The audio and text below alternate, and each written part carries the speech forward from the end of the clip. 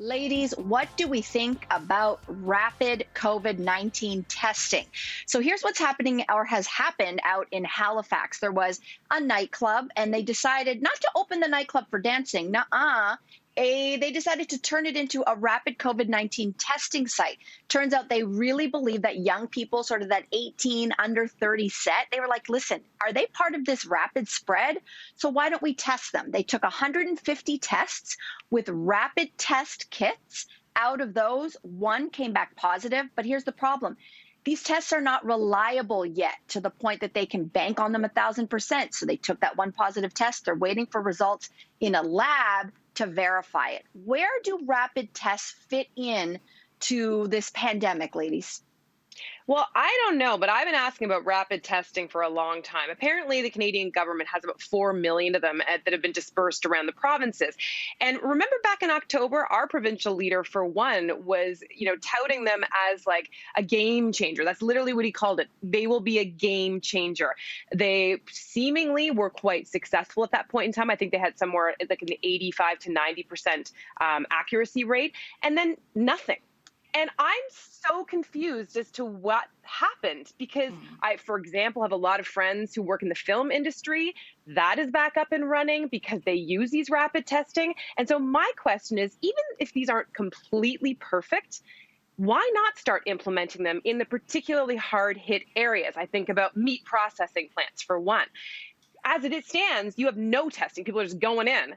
At least if you have something, that's going to help a bit, no? I think so. I mean, to your point, there are people like opponents of it say, oh, they'll yield false negatives. But to your point, Cynthia, isn't that kind of better? Like for the false positives, those people will stay home. So I wonder if it's better, like in terms of setting up the in-between time between what we have now, which is a surge in cases across Canada, and the vaccine. And I too was screaming about this on our show, I think 3 months ago. I don't know if you remember, but I was calling it, like I was saying, I want these rapid tests to be available in drugstores, like a pregnancy test, because I think it can work the same way. If you suspect you're pregnant, for example, you go to the drugstore, you pee on the stick, you get the result. And then if it shows up positive, the thing that you do immediately would be, for example, you stop drinking alcohol. And though you make an appointment with your doctor, and you go for the real test, and then that will reveal whether or not you're pregnant. Well, the rapid test works the same way. You go to the drugstore, you do the test. If it shows up positive, you stay home till you can go to the doctor and get the proper test, and then it'll give you the answers. I don't know why this isn't happening. Because you still need a doctor to do these tests. You still need somebody who's trained, a lab technician. They're not there yet. I wish they were, Lainey. And I wish what you're suggesting is possible. And maybe someday soon it will be. There's a Columbia University team. It's actually a fertility clinic out of Columbia University. They're actually getting really close to creating what you're suggesting, but the tech is not there yet. So here's the thing. We've got 40 million rapid test cases, kits, I should say, that the government, federal government, has already spent the money on. The problem is the provinces are like, we're not feeling good about these. So what do we do with them? And I think that's the question. I think in a rush, and I do not blame anyone, in a rush, when there was no vaccines in sight, we were like desperate to find any possible solutions, even if they weren't 100%. The thing is, we have these tests now. And I think what they're trying to do in Halifax, which maybe the rest of the country can learn from, is what do you do with the ones you've got, knowing they're not solid? So I personally would like to see these deployed in schools. We're not testing kids in schools. And yes, the kids are still going. But what if you used all these tests and you tested an entire population? Yes, we know the results won't be 100%. But what if you were getting a ton of positive tests? That's, to me, a signal. You bring in the real lab, the PCR tests, which are the gold standard, and you actually test that entire population. They could be a starting point to see if something worse is going on. Well, keep in mind that weekend that they were doing these testings was the highest weekend, I think, for COVID positive tests, for COVID tests that tested positive in the province at that time. And let's also be clear that they're still sitting on what, something like 60,000 rapid tests. I think that this is a good idea, and especially in areas where you are seeing breakouts. I would like to see the rapid testing personally in long care facilities. I would love to see them in hospitals as well, but schools also. And I don't think that there's anything wrong, because as Lainey says, it's to give you an idea. You know that if it shows up positive, the first thing that you're going to do is get your butt home and isolate, and then you're going to figure out the next step. So for me, I think that this is kind of like a good pulse check, and then we can have conversations around maybe reopening some areas that are struggling if we have the right testing in place.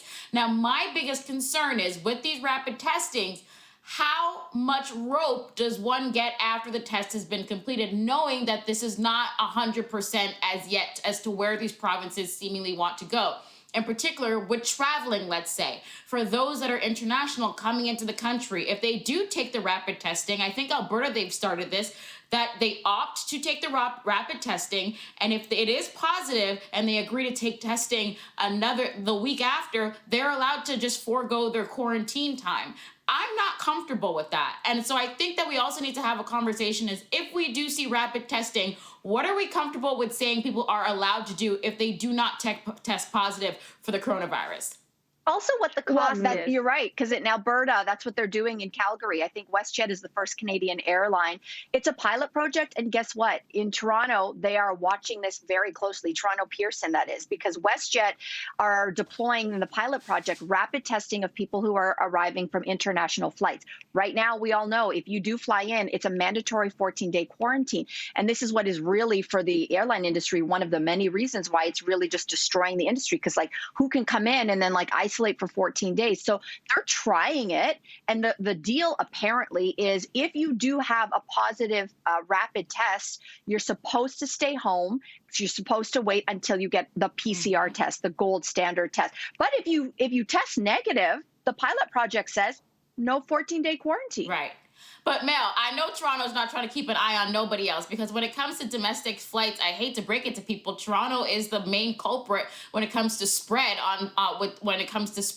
and those that fly domestically. I also think that we should be doing rapid testing when it does come to travel that is non-essential in our country as well. The bottom line is that they're mostly just sitting on them, and I'm still going to come back to this.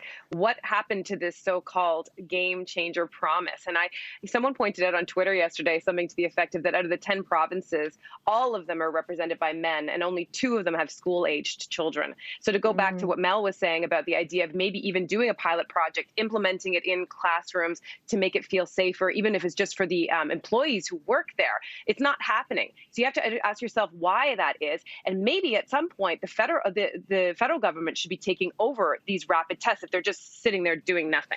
And the provinces seemingly can't make a decision about how to use them. And then also the accessibility. Who can access these? I mean, we know airlines have the money. Cynthia, you talked about film crews. We know film crews have the money. I'm thinking about Saturday Night Live went 6 weeks straight live with a live audience, and they had protocols for rapid testing on site same day for those audience members to go into the studio safely in front of the performers. And we didn't hear an incident of it. It started in September. So I know, of course, Saturday Night Live and other shows have the funding, but I also want it to not be a situation where, okay, only airlines and big companies and whatever have access to this. What about regular people, citizens? Is this going to be a situation where the pandemic has already exacerbated the distance between the haves and the have-nots? And in this case, in the case of testing, in the case of accessibility, are we going to see the same thing?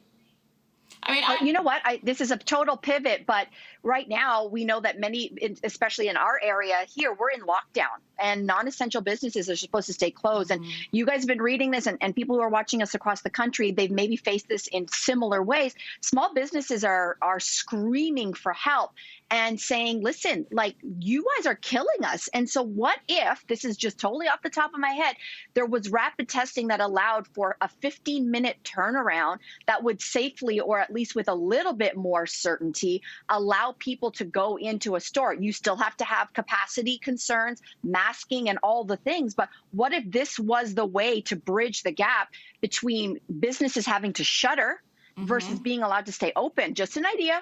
No, it's a great idea, Mel. It can be the way. It also can be the way to get people back in gyms. I mean, as we know, and I think gym owners have been fighting for a long time, there is no concrete evidence that gyms were the hotspot for a lot of the COVID-19 breakouts.